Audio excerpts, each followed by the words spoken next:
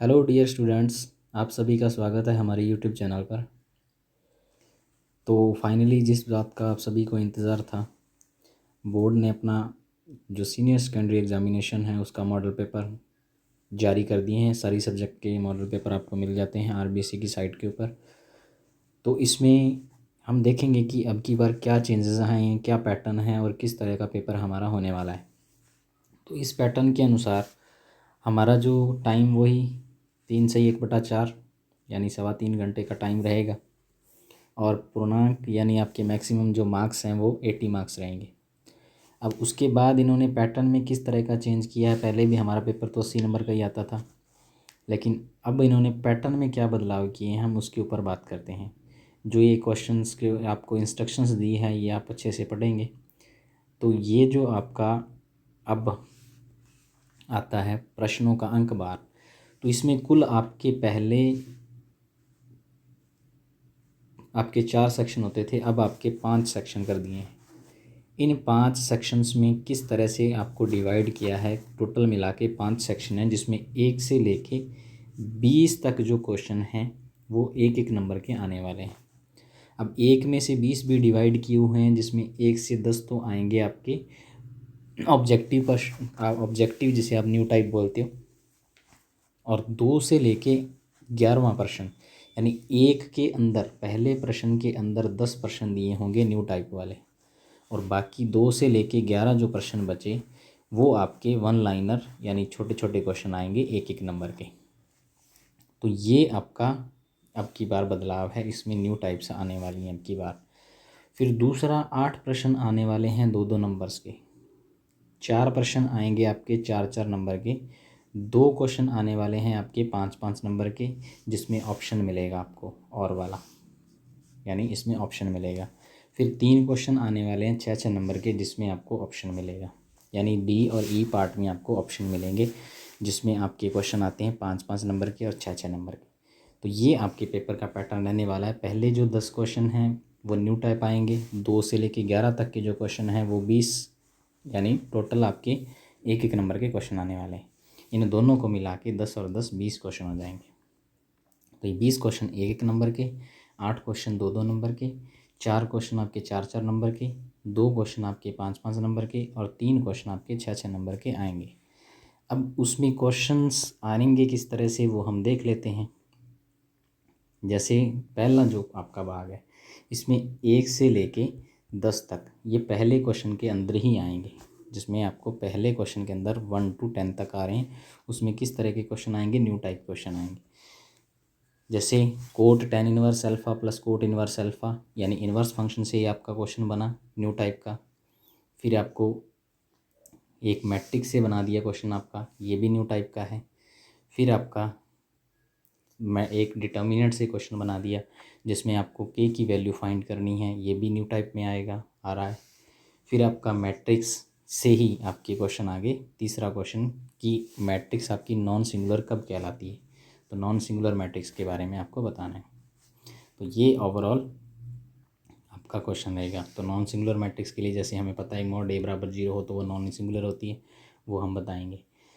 तो ये चौथा क्वेश्चन, यानी मैट्रिक्स में से ओवरऑल आपके 3 क्वेश्चन बने हैं, मैट्रिक्स और डिटर्मिनेंट को मिला के। मैट्रिक्स और डिटर्मिनेंट से आपके 3 क्वेश्चन इसने न्यू टाइप में दे दिए। तो इसी पैटर्न के ऊपर आपने तैयारी करनी है।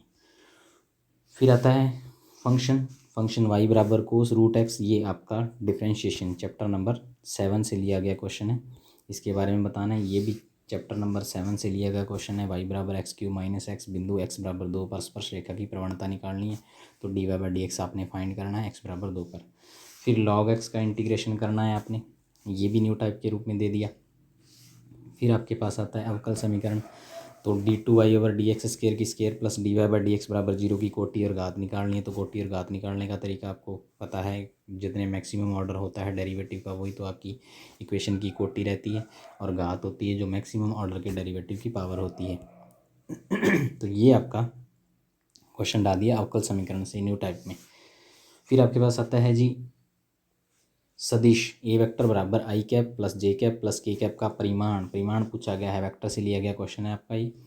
फिर आपके पास आते हैं प्रोबेबिलिटी से 10वां क्वेश्चन लिया गया है, A और B 2 स्वतंत्र घटनाएं हैं, इंडिपेंडेंट इवेंट्स हैं, इनके लिए प्रायिकता दे रखी है और हमें पी ए इंटरसेक्शन बी निकालनी है, तो जो फार्मूला होता है वो हमें यूज़ करना है। फिर ये तो थे 10 क्वेश्चन आपके न्यू टाइप के जो एक एक नंबर के आएंगे।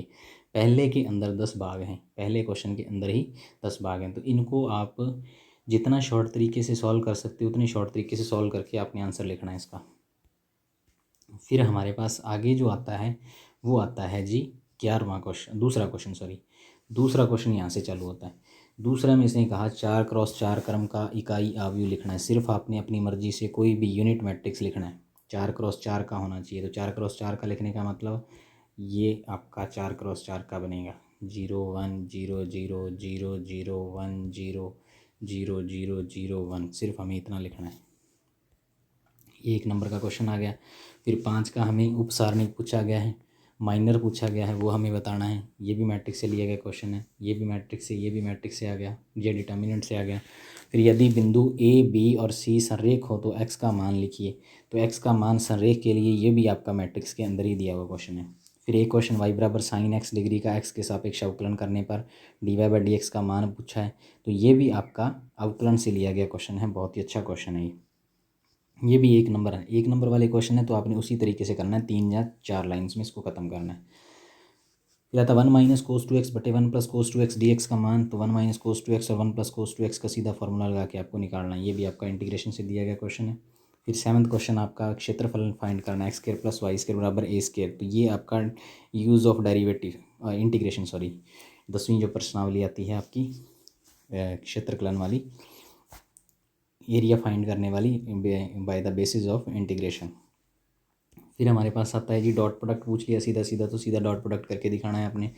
एक रेखा के डायरेक्शन रेशियोज दे रखे हैं तो डायरेक्शन को साइन निकालनी है, तो ये सीधा सीधा तरीका होता है, वो हमें सीधे फॉर्मूले लगा के इसका आंसर लिखना है। अवकल समीकरण डिफरेंशियल इक्वेशन दे दी है, d y by d x sine x minus x को आपने सॉल्व करना है। तो ये एक तरह की इस तरह की इक्वेशन है, उसे आपको फाइंड करना है। D y by d x बराबर साइन एक्स माइनस एक्स, तो सीधा सेपरेशन ऑफ वेरिएबल वाले मेथड से हो जाएगा। फिर ये एक फार्मूला पूछा है आपसे 1/a² प्लस x², इसका आपसे फार्मूला पूछा गया है, तो ये आपने सीधा फार्मूले को लिखना है। तो हर चीज़ आपको अच्छे से आनी चाहिए, फार्मूले अच्छे से आनी चाहिए, डेफिनेशन अच्छे से आनी चाहिए। वो एक नंबर में कैसा भी क्वेश्चन आपसे पुट कर सकता है, तो आपने 1 या 2 या 3 लाइनों में इसको सॉल्व करके दिखाना है। फिर जो सेक्शन बी आता है इसमें 2-2 नंबर के क्वेश्चन आते हैं। ये 12 से लेके 19 तक जो क्वेश्चन आएंगे वो आपके 2-2 नंबर के आएंगे, 12 से लेके 19 तक के क्वेश्चन। तो ये टोटल क्वेश्चन आगे 7-8 क्वेश्चन जो होंगे वो कितने आएंगे, 2-2 नंबर के आने वाले हैं। तो इनमें हमें क्या दिया गया है, इनमें हमें सबसे पहले जो हमारा इन्वर्स में से निकाला गया क्वेश्चन है 2 tan inverse x plus tan inverse x cube का मान ज्ञात करना है। यदि मैट्रिक्स दे रखी है तो मैट्रिक्स में 3a² माइनस 2b का मान ज्ञात करना है। सीधा मैट्रिक्स की वैल्यू रखे, तो ये मैट्रिक्स से लिया गया क्वेश्चन है। ये सारणिक से डिटर्मिनेंट से लिया गया क्वेश्चन है कि प्रथम स्तंभ के अवयवों की उपसारणिक एवं सहखंड लिखिए। उपसारणिक का मतलब माइनर भी लिखना है और कोफैक्टर्स भी फाइंड करने हैं। फिर आगे जो क्वेश्चन दिया गया है वो आपका कॉन्टीन्यूटी से लिया गया क्वेश्चन है, f(x) बराबर x माइनस एक्स की आपने x बराबर 3 पर कॉन्टीन्यूटी फाइंड करनी है। तो ग्रेटेस्ट इंटीजर फंक्शन दे रखा है आपको ये वाला। फिर आप कोस क्यूब एक्स, इसका इंटीग्रेशन से लिया गया क्वेश्चन है। ये आपका अवकल समीकरण डिफरेंशियल इक्वेशन से लिया गया क्वेश्चन है। फिर 18वां क्वेश्चन आता है बिंदु 5 2 -4 से जाने वाली और सदिश के समांतर रेखा का सदिश समीकरण ज्ञात करना है। तो ये आपका वेक्टर से लिया गया क्वेश्चन है। फिर आपका ये प्रोबेबिलिटी से लिया गया क्वेश्चन है। तो ये 2-2 नंबर के आपके 8 क्वेश्चन आने वाले हैं जो 12 से लेके 19 तक आएंगे। फिर जो आपका पार्ट नंबर सी है इसमें आपके क्वेश्चन थोड़े 4-4 नंबर के आने वाले हैं, तो थोड़ा सा अब की बार क्वेश्चन थोड़े से लेंथी हो जाएंगे। तो sine inverse x plus sine inverse 2x, अब इसमें ऑप्शन बी मिल रहा है, इन दोनों में से कोई एक क्वेश्चन आपने करना है। तो दोनों में से कोई एक क्वेश्चन आप पुट करोगे तो पहला ही क्वेश्चन आपका इनवर्स ट्रिग्नोमेट्रिक से पूछा जाएगा। इसमें आपको ऑप्शन मिलेगा तो ऑप्शन के हिसाब से आपको करना है इसको। फिर हमारे पास दूसरा आता है वह इंतराल ज्ञात कीजिए, इंटरवल फाइंड करना है। तो ये आपका वर्धमान और ह्रासमान से पूछा गया क्वेश्चन है जो एप्लीकेशन ऑफ डेरिवेटिव है, एप्लीकेशन ऑफ डेरिवेटिव से पूछा जाएगा। तो इसी पैटर्न में ही आपके क्वेश्चन आने वाले, और इसके साथ अथवा में क्या पूछा जाएगा, 7वें का ही आपके उसी चैप्टर का जो 8वां चैप्टर है उसी का आपसे पूछा जाएगा कि इस चैप्टर में जो आपका स्पर्श रेखा का समीकरण निकालने वाला जो मेथड है उससे आपको फाइंड करना है। वो क्वेश्चन आपको दिए गए हैं। फिर हमारे पास आता है आगे जो क्वेश्चन वेक्टर है, वेक्टर के लंबवत 9 इकाई परिणाम वाला सदिश। तो इनके लंबवत सदिश कौन सा होता है, ए वेक्टर क्रॉस बी वेक्टर निकाल के और 9 इकाई परिणाम वाला, तो इसका यूनिट वेक्टर निकाल के और 9 से उसको मल्टीप्लाई करना है। फिर हमारे पास आता है जी पी और क्यू को मिलाने वाली रेखा को 2:1 से विभाजित करता है। तो ये दोनों क्वेश्चन आपके वेक्टर से लिए गए हैं। फिर हमारे पास आगे आ गया जी क्वेश्चन y बराबर 2 रेखा 2x + y बराबर 4 x अक्ष और कोटियों x बराबर 0 और x बराबर 3 से घिरे क्षेत्रफल का क्षेत्र निकालना। तो ये क्षेत्रफल निकालने का मतलब ये आपका क्वाड्रेचर से पूछा गया क्वेश्चन है। और इसके ऑप्शन में क्या आ रहा है, y बराबर log x + log x + log x सभी रूट में दे रखा है dy/dx। ये आपका सिंपल सा क्वेश्चन पूछा गया जो आपका डिफ्रेंशिएशन से पूछा गया। चौथा जो खंड आता है उसमें 5-5 नंबर के क्वेश्चन आ रहे हैं। तो 5-5 नंबर के जो हमारे क्वेश्चन आएंगे वो 2 क्वेश्चन आने वाले हैं, दोनों ही अथवा में आएंगे। पहला क्वेश्चन आ गया मैट्रिक्स से पूछा गया सीधा सीधा। दूसरा क्वेश्चन भी मैट्रिक्स से पूछा गया है, दोनों अथवा में मैट्रिक्स से पूछे गए क्वेश्चन है। फिर प्रोबेबिलिटी से क्वेश्चन पूछा गया। तो ये आपका 4-5 नंबर का क्वेश्चन रहने वाला है। फिर जो लास्ट सेक्शन है इसमें आपके पास 3 क्वेश्चन जो 6-6 नंबर के आने वाले हैं। 6 नंबर में ये क्वेश्चन आपका पूछा गया, बहुत ही इंपॉर्टेंट एक्सरसाइज है जो आपकी 10.3 बहुत ही इंपॉर्टेंट एक्सरसाइज है। और ये आपका इंटीग्रेशन से पूछा गया क्वेश्चन है। इसमें आपको 3 ऑप्शन मिल रहे हैं। पहला क्वेश्चन ये रहा, दूसरा क्वेश्चन ये रहा, तीसरा क्वेश्चन ये रहा। तो ये क्वेश्चन तो इंटीग्रेशन से पूछ लिया, डेफिनेट इंटीग्रल से पूछ लिया। ये जो क्वेश्चन है वो आपका सिंपल इंटीग्रेशन है जो उसमें से पूछा गया क्वेश्चन है। ये क्वेश्चन आपका एक्सरसाइज नंबर जो 8.6 है उसमें दे रखा है। ये क्वेश्चन उच्चिष्ट और निम्निष्ठ 8.4 के करीब होगी ये। उच्चिष्ट और निम्निष्ठ के बारे में पूछा गया। तो इसमें 3 ऑप्शन मिल रहे हैं, वहाँ आपको 2 ऑप्शन मिले थे, यहाँ आपको 3 ऑप्शन मिलेंगे। फिर 27वां क्वेश्चन, इसमें 3 ऑप्शन कौन कौन से, ये भी डिफरेंशियल इक्वेशन, ये भी डिफरेंशियल इक्वेशन और ये भी डिफरेंशियल इक्वेशन। ये डबल डेरिवेटिव का ये डिफरेंशियल इक्वेशन से क्वेश्चन है, ये भी डिफरेंशियल इक्वेशन और ये डबल डेरिवेटिव से क्वेश्चन पूछा गया। तो डिफरेंशियल इक्वेशन में भी आपको ये समघात का दे रखा है, ये आपका चर पृथक्करण वाली विधि में कन्वर्ट होने वाली समीकरण होगी। 28वां क्वेश्चन जो आपका पूछा जा रहा है वो आपका 3D में से पूछा जा रहा है। आर वेक्टर बराबर i cap + 2j cap + k cap, ये 2 रेखाएं दे दी। इन रेखाओं के मध्य की न्यूनतम दूरी का क्वेश्चन एक पक्का आएगा, ये आपको डेफिनेटली करना ही है। एक तो ये क्वेश्चन और एक इसी में अथवा में पूछा गया है, रेखाओं के बारे में दिया हुआ है, रेखाएं प्रतिच्छेद करती हैं तो प्रतिच्छेद बिंदु के निर्देशांक पूछे गए हैं।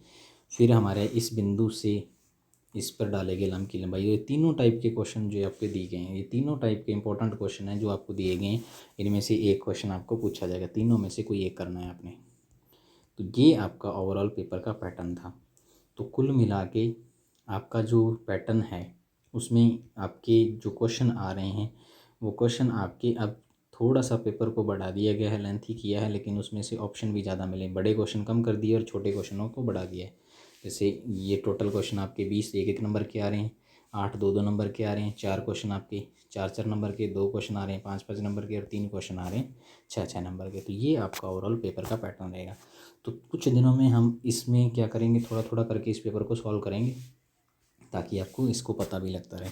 इसको हम सॉल्व करेंगे थोड़ा थोड़ा, जितने भी क्वेश्चंस हमसे हुए हम जैसे पहला सेक्शन करेंगे, फिर दूसरा सेक्शन, फिर तीसरा सेक्शन, इस तरह से मैं सारी वीडियोस अपलोड करूँगा। तो ये आप ध्यान से इस पेपर को ज़रूर देख लें। Thank you, have a nice day. और कोई भी अगर आपको प्रॉब्लम हो तो आप मेरे से कांटेक्ट कर सकते हो। Thank you.